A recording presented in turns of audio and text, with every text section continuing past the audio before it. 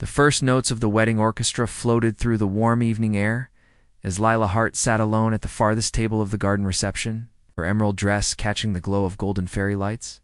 She tried desperately to hide the tightness in her. Just a familiar pressure she had learned to swallow ever since life had labeled her the single mother who tries her best. It was supposed to be a beautiful night. Her cousin Emma's wedding was a luxury event, champagne fountains, crystal chandeliers hanging from wrought iron arches, and linen-draped tables decorated with white roses. Everyone looked polished, wealthy, and perfectly paired. Everyone except Lila, who sat silently at table 23. A lonely island tucked near the edge of the venue. Lila took a slow breath, holding her champagne flute with trembling fingers. She had spent her last savings on the dress, convincing herself that she deserved to feel elegant for one night. Instead, all she felt was the sharp sting of judgmental glances drifting toward her like small knives. She wasn't imagining them, she could hear whispers. Poor thing. She's alone again? Is her ex still gone? She should have stayed home. Doesn't she work at a grocery store? She used to correct people, telling them she wasn't ashamed of her job stocking shelves or the long nights she spent helping customers. But eventually, she learned silence was easier. People only believed what they wanted to believe. Her 6-year-old son, Noah, was the only reason she didn't leave early. He was across the courtyard dancing with other children, his small face bright and unburdened. He didn't know yet about cruelty disguised as concern. He didn't know yet how people looked at his mother like she didn't belong. Lila pressed a hand to her heart, trying to steady it. "Hey," a smooth voice murmured behind her, deep enough to vibrate through her bones. "You look like you're plotting an escape." She startled, turning so sharply that champagne nearly spilled over the rim of her glass. Standing behind her was a man she recognized instantly, though she had never spoken more than a few polite words to him in her entire life. Adrian Vale, her boss, CEO of Vale Industries, the youngest tech billionaire in the state, the man who ran a 3,000-employee empire and yet knew how to make the whole world tilt simply by walking into a room. And now he was standing behind her at table 23 like it was the most natural thing in the world. "Mr. Vale?" she breathed, his lips curved into a half-smile. "Adrian, we're not at the office." Her mind raced. Adrian Vale at her cousin's wedding. "How? Why?" He gestured toward the bride and groom. "Luke's your cousin's husband, is an old college friend. We were in the same engineering program." That explained his presence, but not why he was now taking the empty seat beside her, casually unbuttoning his suit jacket, like he had all night to sit next to the woman hidden at the outskirts of the celebration. Her pulse hammered. Adrian Vale shouldn't even know she existed. She was a low-level administrative coordinator buried deep in the logistics department. She was the woman who answered emails, fixed scheduling conflicts, and filled out endless spreadsheets until her eyes blurred. She was not someone a man like him noticed. "May I?" Adrian asked, nodding to the empty seat. "Yes." "Of course," she said quickly. He sat, his presence immediately swallowing the air around them. Lila tried to steady her breathing. Adrian Vale, 6'2", tailored black suit, the kind of face magazines adored, was sitting next to her, elbows brushing hers every time he moved. "You're Lila Hart," he said, surprising her. "You work in operations." She blinked. "You know my name?" "I always know the people who keep my company functioning," he replied, eyes warm. "Your department is one of the reasons our shipments don't fall apart." Her throat tightened. No one at work ever complimented her. They barely acknowledged her efforts, let alone someone at Adrian's level. He studied her gently. "You look tense."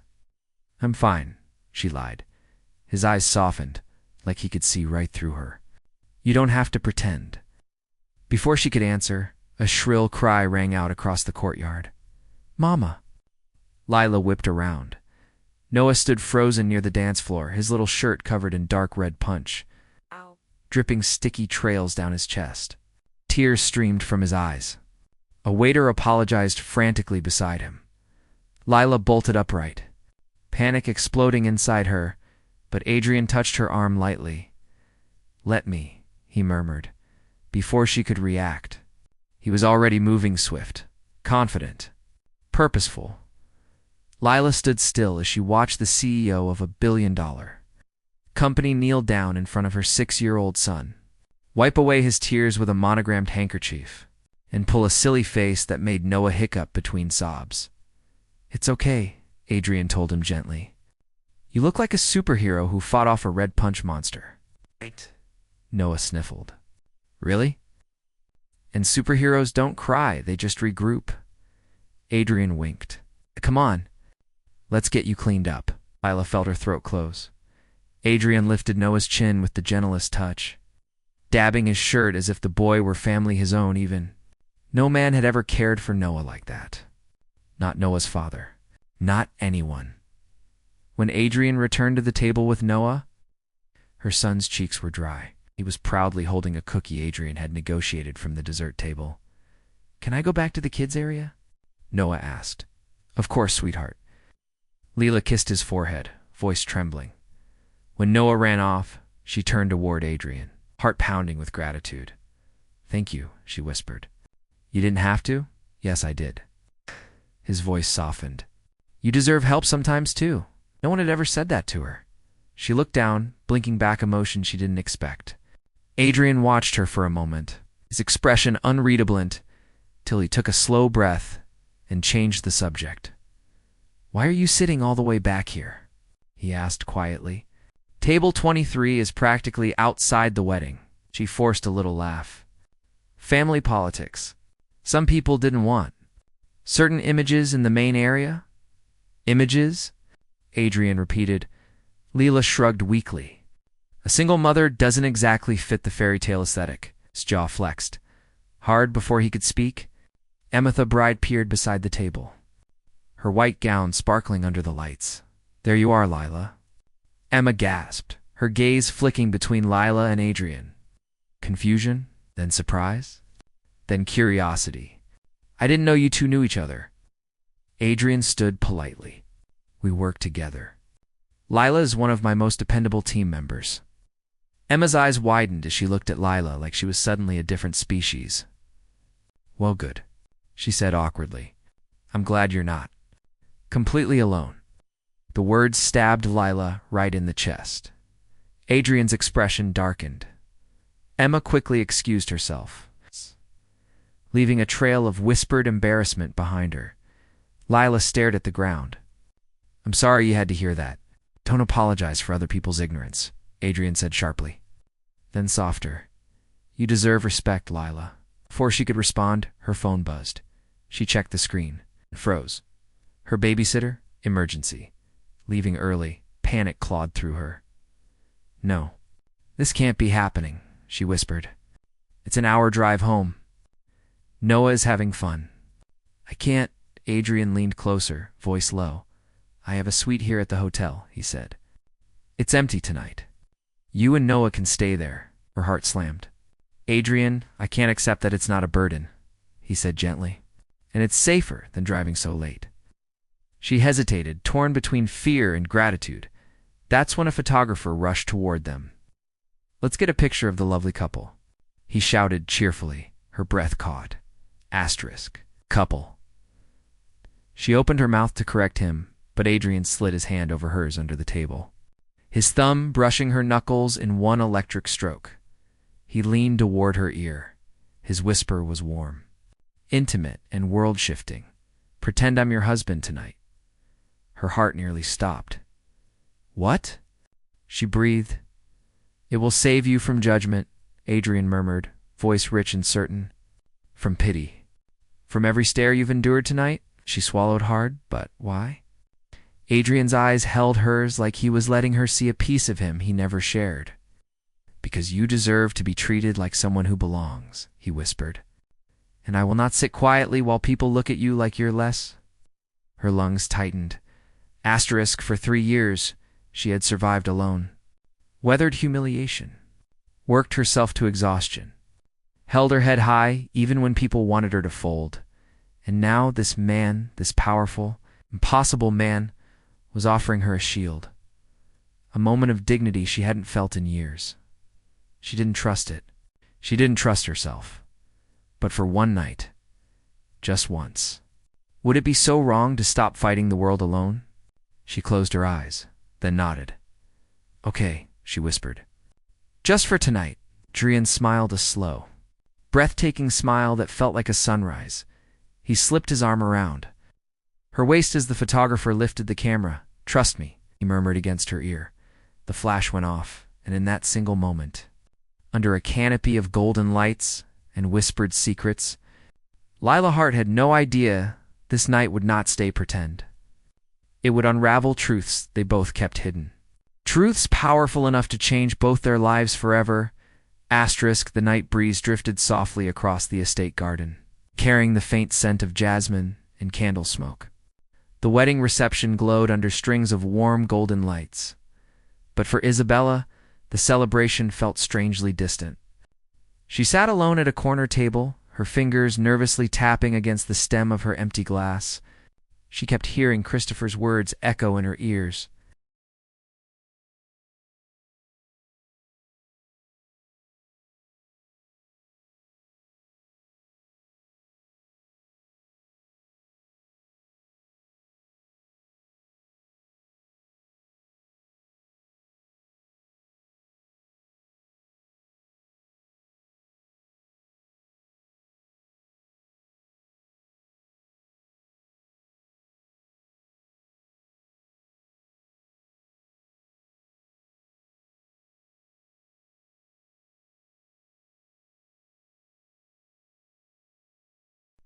I knew your father. I owed him my life. Every time she replayed it, her heart tightened with confusion, hope, and fear. Christopher had said it with a sincerity she couldn't ignore, but she didn't understand the connection. Why hadn't her father ever mentioned someone like him? Someone powerful, respected, the kind of man who would command an entire wedding just by entering the room. Isabella looked up at the lights, her throat tightening. Her father had died so suddenly, so unfairly, that she never got closure. The grief still clung to her in unexpected moments like this. Hitting her with full force, a chair slid beside her. Christopher's tuxedo jacket was undone now. His posture less formal, but his presence was still overwhelming. The guests behind him whispered, some out of curiosity, some out of jealousy. Because it wasn't normal for a man like him to spend so much time with a girl like her, someone without wealth, name, or connections. You disappeared, he said softly. You didn't exactly give me time to respond, Isabella replied. Trying to sound steady, though her voice wavered, he studied her, concern flickering in his eyes. I didn't mean to overwhelm you. You didn't, she whispered, but even she didn't believe herself. He sat back, giving her space. You want answers? I owe you that, she turned her head. Why did you know my father? And why? She hesitated. Why do you keep looking at me like that? Christopher's jaw tensed slightly, as if the truth was difficult to hold. Because I see him in you, he finally said. Your father saved my life when I was nothing. When I was just a kid trying to survive. He leaned forward, eyes locked on hers. And I made him a promise. One I couldn't keep. Until now. Isabella frowned. What promise? He hesitated, but before he could respond, a sudden burst of laughter erupted from a nearby group of men in suits. One of them, clearly drunk, raised his glass toward their table. Chris. The man slurred. Come on, you're wasting time. We've got investors waiting, and you're babysitting some Christopher's glare. Cut him off instantly. The drunken man swallowed, lowered his glass, and turned away. But the damage had been done. Isabella's cheeks burned with humiliation. You don't have to defend me, she whispered. I'm not defending you, Christopher said firmly. I'm stopping people from disrespecting you. The way he said it made something deep inside her softened, but also tense. Because she wasn't used to anyone standing up for her, especially someone like him. He sighed and sat back. This isn't the place. Not for the conversation we need. She glanced around at the glittering tables, the laughing guests, the swirling crowd on the dance floor. She nodded. Then where?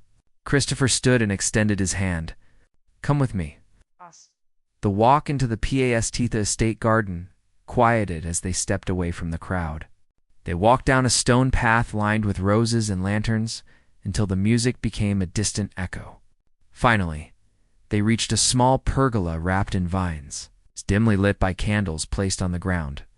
Christopher stopped there. Isabella crossed her arms. "We're alone now. Talk." He exhaled slowly. "Your father, Matteo. He was my mentor, my protector, and the only person who treated me with dignity when I had nothing." Isabella's heart stung. "But he never mentioned you." "He wouldn't?" Christopher said quietly. "He didn't want you involved in anything dangerous." "Dangerous?" she echoed. "My father worked in construction." Christopher gave a sad smile. "That's what he told you. But before that, he was part of something big, something corporate, something corrupt. He walked away from it all to protect you." She felt as if the ground beneath her shifted. Her father, a man who could barely pay rent, who worked double shifts at construction sites, had a past she never knew. A past that could involve danger. "What was he involved in?" she whispered. Christopher shook his head. "That's not my story to expose. But your father, he saved my life when I accidentally uncovered something that could have gotten me killed. He smuggled me out of the city, gave me shelter, helped me start over." Isabella felt tears burning behind her eyelids. Her father had always been generous, but she never knew he had saved someone. "So you became this?" she asked, gesturing at his tailored suit, the power he carried effortlessly. "I built myself up from nothing," he said. "And every step of the way, I tried to find your father. But when I finally did," he swallowed hard. "It was too late." Tears slipped down Isabella's cheek. "He never told me any of this." "He wanted to keep you safe," Christopher murmured. Then his voice softened even further. "And I made him a promise on his deathbed that I would find you." Isabella froze. "You were there when he died?" Christopher looked at her with raw remorse. "Yes." Her breath hitched. The world suddenly felt too heavy. "You knew him at the end, and he didn't tell me?" She choked out. "He didn't want you to worry," Christopher said desperately. "His last words were about you, about making sure someone took care of you." She stared at him, tears finally spilling freely. "You came into my life as if by accident," she whispered, pain rising in her voice. "But it wasn't an accident. You were looking for me?" "Yes," he admitted softly. "I've been looking for you for years." She sat down on a nearby stone step, overwhelmed. Her mind spiraled with emotions: grief for her father, anger that he kept so much hidden, confusion about Christopher's sudden presence in her life. Christopher knelt beside her. "Isabella, I know this is too much." "No," she said through trembling breaths. "It's everything I wanted to know. Everything I didn't get to ask." He slowly reached out and wiped a tear from her cheek. His fingers were warm, gentle to gentle for a man who seemed carved from steel. "Your father was a hero," Christopher whispered. "And you remind me of him every time you speak." Isabella closed her eyes, trying to breathe. "You don't owe me anything," she said softly. "Whatever promise you made, you don't have to keep it." Christopher's expression darkened not with anger, but with something deeper. "I made a promise," he said, "and I intend to keep it. Even if you push me away." "I'm not pushing you away," she whispered. "But you're scared," he murmured. Isabella didn't deny it, because yes, she was scared. Scared of his intensity. Scared of what all this meant. Scared of how her heart reacted when he looked at her like she mattered. "Isabella," he said gently, "let me take care of you, just for one night. Not because of a promise, but because I want to." Her breath caught, but before she could answer, a sudden commotion erupted back at the reception. Music cut abruptly, replaced by raised voices. Christopher stood sharply. "Stay here," fear jolted through Isabella. "What's happening?" He didn't answer. He ran. Isabella hesitated only a second before sprinting after him. The man, the red TIE, when they re-entered the glowing reception area, the atmosphere had changed. Guests were tense. Some were backing away from the center. Others whispered in fear. At the middle of the dance floor stood a man in a red tie-dark stern.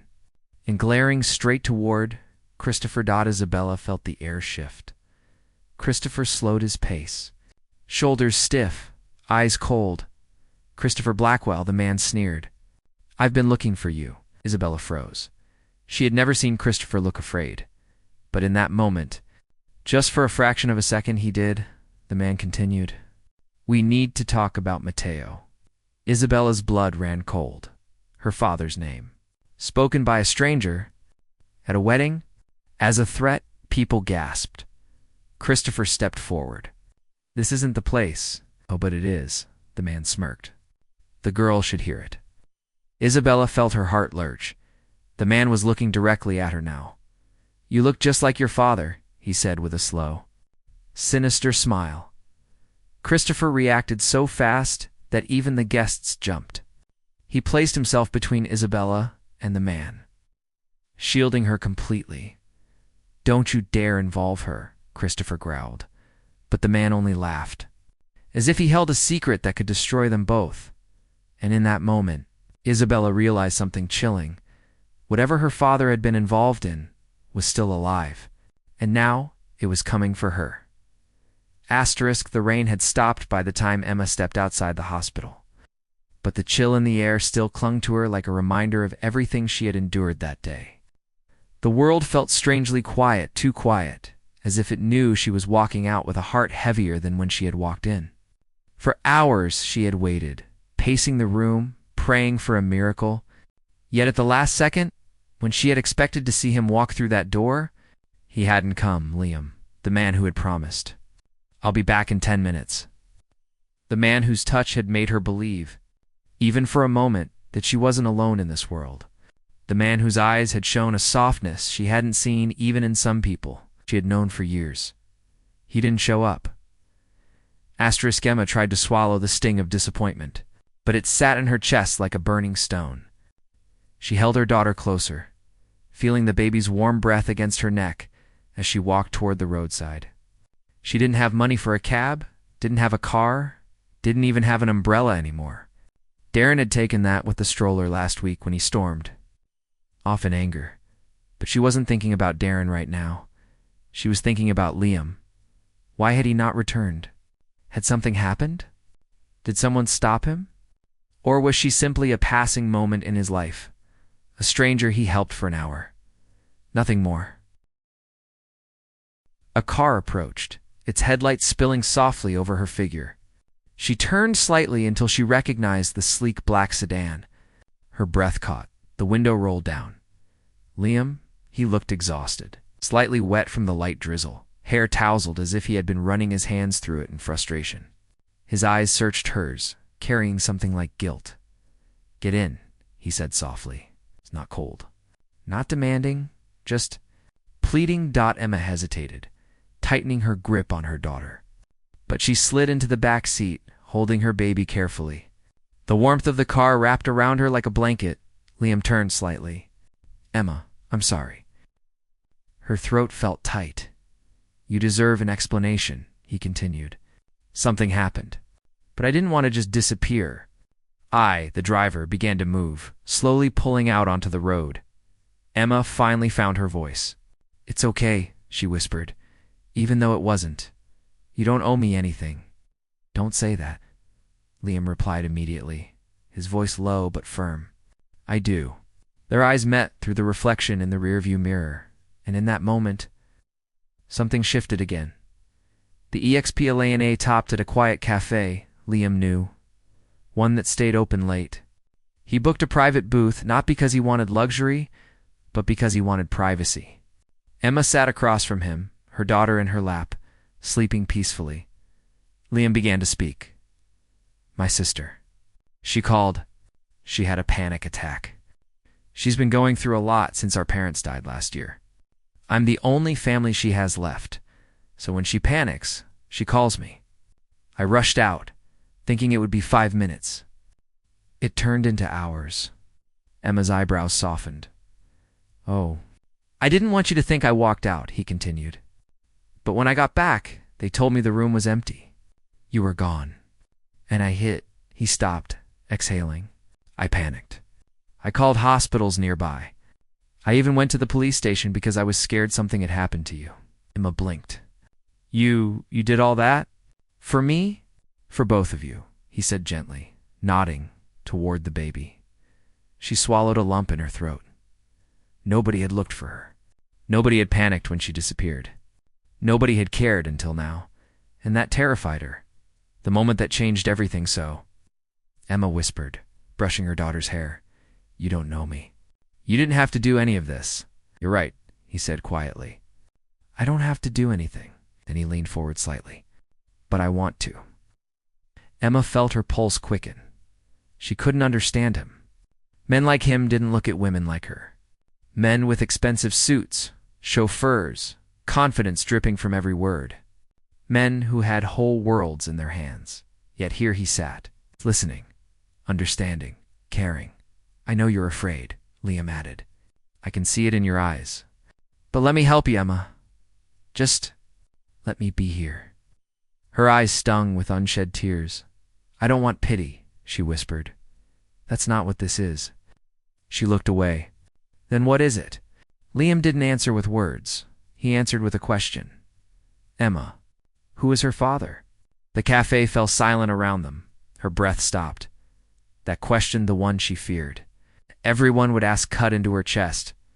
I don't want to talk about him, she murmured, voice shaking.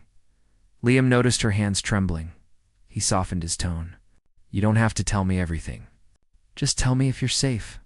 If he's still around? Emma hugged her daughter tighter. He's gone, he left. He doesn't know about her. And even if he did, he wouldn't care. Liam's jaw tightened. Subtle anger flashing across his expression, but not at her. Then you're raising her alone, he said carefully. Yes. You shouldn't have to do it alone. Emma felt her heart jump again. Why do you care? He looked directly at her. Because no one should go through life alone. And because when I saw you crying in the hospital hallway, holding your baby, something inside me just stopped. I couldn't walk away. Emma's vision blurred. Nobody had ever said words like that to her. Nobody had ever seen her pain before she spoke. Nobody had ever cared enough to ask if she was. Okay, and maybe that was why this moment scared her the most. The first real smile William took the baby carrier from her so she could sip the warm tea the waiter brought over. Her fingers trembled as she held the cup, but it was comforting. The baby stirred. Eyes blinking open, Liam froze.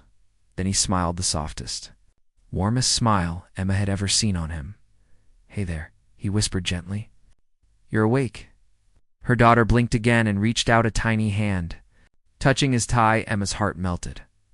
I think she likes you, she whispered.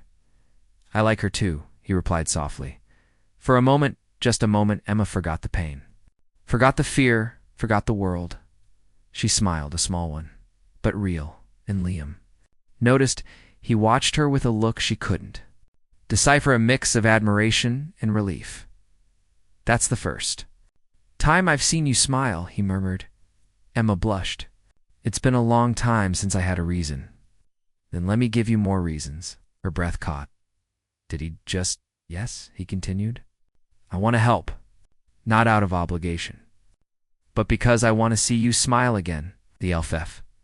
Here he waited a moment, choosing his words carefully. I know you're struggling. I can help you find a place to stay, a job, childcare, whatever you need.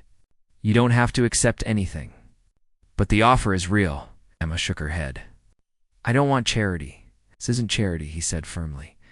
It's support, but you don't even know me. I know enough. Her eyes searched his. And what do you expect in return? He held her gaze, steady, calm, honest. Nothing. Her breath trembled. For the first time in a long time, she whispered, I'm scared of something good happening. Liam leaned forward.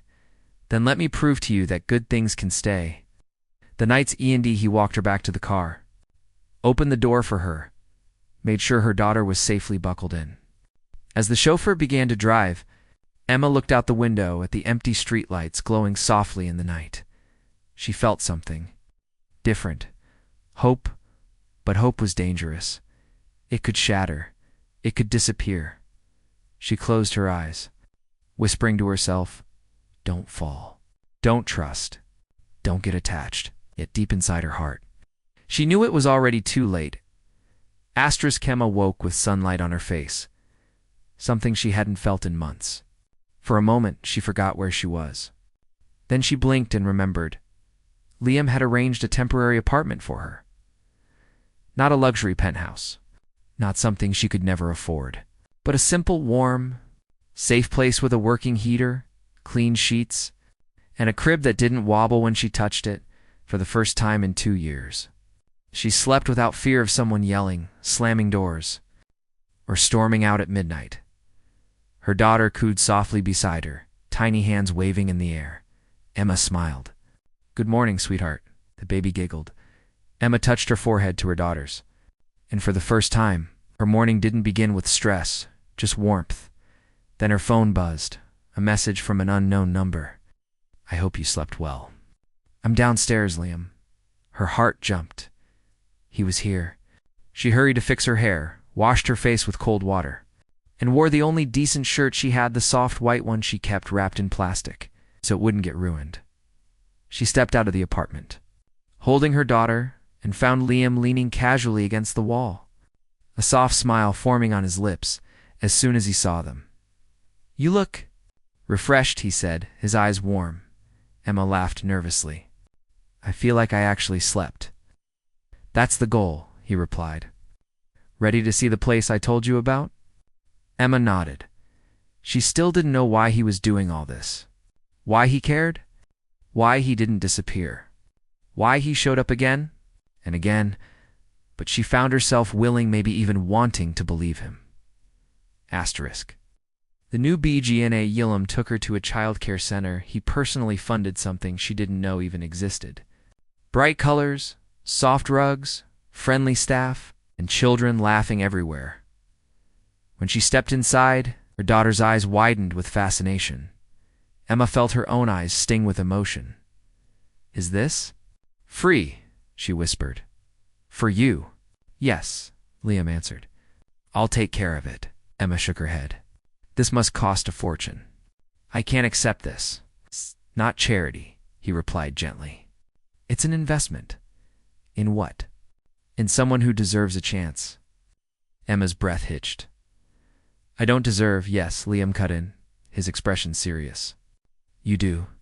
She looked away, blinking back tears. No one had ever said those words to her. Not with sincerity. Not with conviction. She wasn't used to being valued. That alone terrified. Her the job OFF or after they toured the childcare center, Liam drove her to one of his company's offices. But this building was different. Not the towering corporate skyscraper, but a warm, modern space with creative departments and friendly faces. "This is our design wing," Liam explained. "Marketing, digital art, social content. A very different atmosphere." Emma held her daughter closer. "Why bring me here?" "Because," Liam said slowly, "you once mentioned you loved drawing." "Said that once. In passing. I didn't think you heard me." He looked at her as if the idea of not listening to her was absurd. "I hear everything you say," he answered. Emma felt her chest tighten. Too many emotions. Too fast. Asterisk, "I looked through your sketchbook," he continued. "With your permission, of course." "You have talent, Emma." "Eight." She turned red. "Those sketches weren't professional. They don't need to be. They were honest, raw, creative, and we need someone with a fresh perspective." His voice was steady, clear, unwavering. "I want to hire you as a junior sketch artist on our design team." Emma was speechless. Her mind raced. A real job, with real pay. Something she actually loved. Something she could grow in, but fear stepped in first. "I don't know if I'm good enough," she whispered. Liam leaned closer, his voice gentle but firm. "Emma, you are better than you think. You just need someone to believe in you until you believe in yourself." Tears slipped down her cheek. Nobody had ever said something like that to her. He handed her a tissue, his touch barely grazing her fingers. "Give it a chance," he asked softly. Emma nodded, unable to speak. The strange flamed by afternoon. She met some of the design staff, kind people who complimented her drawings and encouraged her to try working on a tablet. Everything felt unreal. When she and Liam sat in a small break room later, her daughter asleep in her carrier, Emma turned to him. "Why are you doing this?" she asked quietly. Liam paused. She wasn't angry. She wasn't suspicious. She was genuinely asking. Liam lowered his gaze, his expression softening. "Because I've been where you are." Yes. Stared at him. "You, but you're successful? Wealthy?" He smiled faintly. "I wasn't always." He looked out the window, eyes distant. "When I was younger, after my parents died, I was lost too, broke, homeless for a short time. I survived because one stranger believed in me. One person? That's all it took." Emma listened carefully, so now Liam continued. "Whenever I see someone with that same sparks, someone who's trying their best, despite the world falling apart, I can't just walk away." His eyes filled again. "And when I saw you," he added even more quietly, "I don't know why, but something in me knew I had to help you." Her heart thudded in her chest. The air between them shifted warm, heavy, almost dangerous. Not dangerous in a bad way, dangerous in a way that made her heart feel things she wasn't ready to feel. "Liam," she whispered, but before she could finish, someone knocked on the door. "Sir." "Someone is waiting downstairs," his assistant said. "Who is it?" Liam asked. The assistant hesitated. He said his name is Darren. Emma's blood ran cold. Her breath stopped. Her heart dropped into her stomach. Liam stiffened. "Who is Darren?" Emma's voice cracked. My ex." She felt herself tremble. "He's the father," she whispered. "I don't know how he found me." Liam's eyes darkened not with jealousy, but with protectiveness. "Stay here," he said firmly. "Don't move." Emma grabbed his sleeve. "Liam, no please." He cupped her shoulder gently. "It's okay. I'm not going to fight him. I'm not going to make a scene. I just want to know why he's here." Emma swallowed hard. "Liam." "He's dangerous." Liam froze. Then his jaw tightened. "I'm not leaving you alone with him," he said. "Not for a second." He stepped out before she could stop him. Emma hugged her daughter's carrier close, her heart pounding so hard she could barely breathe. Her past was here at his company. In his building, standing between her and her future, her hands trembled violently, and in that moment, she realized this wasn't just a new chapter. This was the reckoning she had been running from. Asterisk. The elevator doors slid apart with a soft chime, and Liam stepped out into the marble-floored lobby of his own corporate headquarters, the place he ruled with quiet authority. But today, something felt different. Tense. Personal. Standing in the center of reception was a man with unshaven cheeks, a dirty denim jacket, and eyes that held bitterness like a disease. He drummed his fingers aggressively on the front desk, as if the building belonged to him. Darren, Emma's past. The man who had walked out on her. The storm she had been hiding from. Liam approached calmly. His steps were controlled, but his eyes were deadly cold. "Are you Darren?" he asked. The man turned. His smirk was instant, arrogant. "Yeah, that's me." "And you're the idiot giving my woman free stuff?" Liam's jaw clenched. "Your woman." The words scraped across his nerves like sandpaper. But he didn't react. He simply watched Darren with a quiet intensity that made the receptionist step back nervously. "Emma isn't your woman," Liam said. "What do you want from her?" Darren scoffed. "What do you think I want?" "Money she owes me. That kid is half mine." Liam's face hardened. "You abandoned them. It's none of your business," Darren snapped, stepping closer. Liam didn't move. He didn't flinch. He didn't need to. His stillness was its own kind of warning. "My business," Liam said softly, "is protecting people who deserve better." Darren laughed. "You think she deserves you? A rich CEO? You think she hasn't been using you?" Liam's eyes sharpened.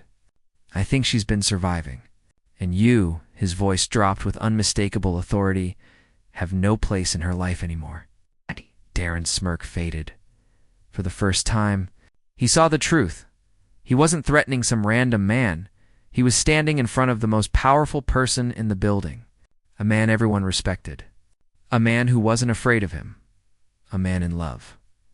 Darren took a step back, reevaluating. But before he could speak again, a voice trembled from behind Liam. Don't. Don't talk to him. Emma. She held her daughter protectively, her breaths shallow, her entire body shaking. Liam turned instantly, his expression softening. You shouldn't be here. I told you to wait upstairs. I had to, she whispered. I need to end this myself. Liam moved closer to her, instinctively shielding her from Darren, but Emma stepped forward. Her fear was still there, but something else was rising, trembling but powerful courage. I'm not scared of you anymore, she said, voice barely above a whisper. Darren frowned. Emma, you left, she said louder. You left when she was a newborn? You left when I needed you most. You don't get to show up now and demand anything. He stiffened. I came for my kid. No, Emma corrected, voice cracking. You came because you think taking something from me is easy. Her breath shook. Her arms tightened around her daughter. It isn't. Darren took a step toward. Urbot. Suddenly 2 security guards appeared behind him. Liam. Hadn't called them. They came on there. No one touched Liam's people. Darren looked around, realizing he was surrounded. What is this? He snapped. You calling the cops on me? Liam's voice was steady. No, but I will if you don't leave. Darren's face twisted in anger. You think she doesn't need me? Emma swallowed. She stepped next to Liam, standing at his side instead of behind him. She doesn't, she said softly. She never did. Liam's chest tightened. Those words, spoken with so much trembling truth, hit him deeper than she could possibly know. Before Darren could respond, a woman walked in through the front door. Sophisticated, sharp, focused. It was Claire, Liam's corporate lawyer. One of the best in the state. She held a folder in her hand. Mr. Hayes, she said. I came as soon as your assistant called me. Adon blinked. What the hell? Claire didn't even look at him. She went straight to Emma. I've drafted documents, she said gently, that ensure full custody for you, and a permanent restraining order if you choose to file it. Emma froze. What? She whispered. You don't have to file it now, Claire said softly, but you do have the right to. And you should know legally, he has no claim. He abandoned you? He never provided support. He never signed parental rights documents. Darren's face drained of color. You can't, this isn't yes, Claire interrupted coldly. This is exactly how it works. Emma's hands trembled, but she nodded slowly. Liam placed his hand lightly on the small of her back. I'm with you, he whispered. Emma exhaled shakily. I want full custody, she said. And I don't want him near her. Darren exploded. This is insane. He lunged forward. Instantly, security grabbed him. He wasn't arrested. He wasn't beaten. He wasn't humiliated. He was simply removed efficiently. Firmly, permanently, as the doors closed behind him. Emma collapsed against Liam's chest. Her breath broke into sobs, years of fear. Exhaustion and pain finally spilling out, Liam wrapped his arms around her, holding her with a gentleness that made her sink into him completely. She cried into his shirt. He didn't try to stop her. He didn't rush her. He just held her. Is he gone? She whispered finally. Yes, Liam murmured. He won't come back. It's not now. Not ever. Her fingers clutched his shirt tighter. Thank you, she whispered. He exhaled a shaky breath he'd been holding for minutes. Emma, he said softly, I didn't help you out of pity. I helped you because I believe in you. Because you deserve a future. Because you're stronger than any storm that's ever tried to break you. She lifted her head, eyes glassy and red, and because, Liam continued, voice breaking just slightly, every time I look at you, something in me feels like it's home. Emma's breath hitched. Her heart stuttered painfully. Liam? He cupped her cheek, brushing away her tears. You don't have to say anything, he whispered. Not now. Not today. I know you're healing. I know you're scared. I know you're tired. I'll wait for you. As long as it takes. Her eyes overflowed again, but not with pain this time, with something warmer, softer, hopeful. She rested her forehead against his. I don't want you to wait. I want you here. With us? Liam froze. Are you sure? She nodded, tears slipping down her cheeks. You didn't just save us, she whispered.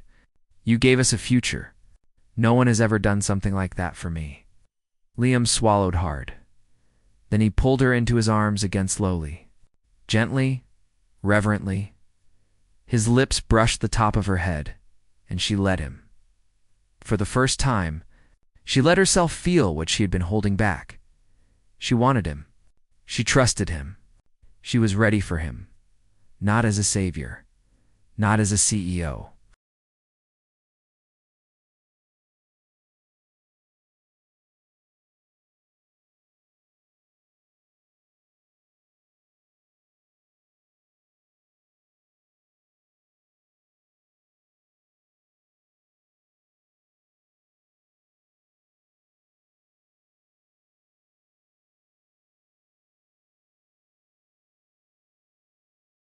But as the man who saw her when she was invisible, believed in her when she doubted herself, and loved her when she thought she was unlovable. Epilogue. 1 year later, Emma stood in a bright art studio, sunlight spilling across her new desk. Her sketchpad was filled with designs, some for work, some for fun. Her daughter played nearby, his chubby hands stacking, its colorful blocks. The air smelled like fresh paint and clean beginnings. Then the door opened. Liam walked in. Coffee in one hand, tiny flowers in the other. For my two favorite girls, he said softly. Emma smiled. Cheeks warming, her daughter squealed and reached for him. Liam scooped her up easily, kissing her forehead. Then he turned to Emma. Her heart flipped when he leaned in and whispered, Still glad we found each other? Emma nodded, tears shining in her eyes. Every single day, he kissed her slow. Warm, full of quiet promise. Outside the window, the world moved on, but inside that small studio, Emma finally felt her life becoming what she had always deserved. Safe, loved, hopeful, home. And this time, no one could take it away from her.